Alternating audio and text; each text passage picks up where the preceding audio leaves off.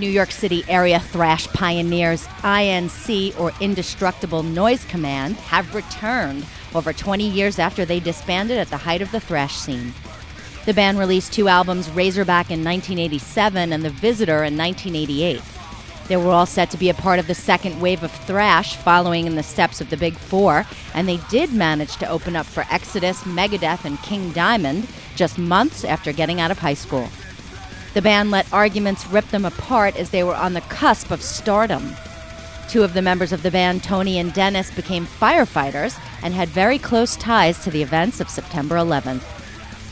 Conducting the interview at Ground Zero in New York City, Artisan News asked them about the decision to get the band back together. We always maintained contact and always kicked around the idea of possibly doing reuniting for a gig, so to speak. We continually got emails and phone calls from former fans across the world. We get emails from fans out of the country stating, "Hey, I love your music. Will you guys plan on reuniting or doing anything again soon?"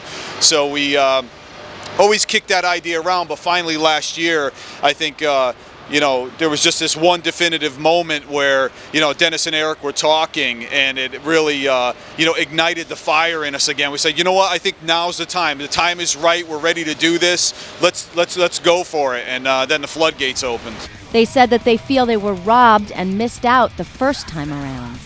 Our actual conversations when we went out to dinner and had a few beers would always end on the same note. We kind of got robbed. We should have stayed together. We should have made that third album. We shoulda, woulda, coulda. One of the bands that made it out of the second wave was Pantera, and there was a time in New York City where the little-known band at the time, Pantera, opened for them. They were just kind of coming up with us, so we did some showcases down in the city with them. They drove up from Texas, and I just remember meeting Dimebag, and we were all hanging around and talking with him like he was just another guy, a really cool, down-to-earth guy, and doing that show was a very memorable moment for us. We became friends with them afterwards. I know we kept in contact and hung out with them. So it was a real pivotal point in our career. If you look back and say Pantera, who went on to stardom, they were also one of the pioneers of thrash metal. Let me just add that after they played, I didn't even want to get on stage because they were so badass.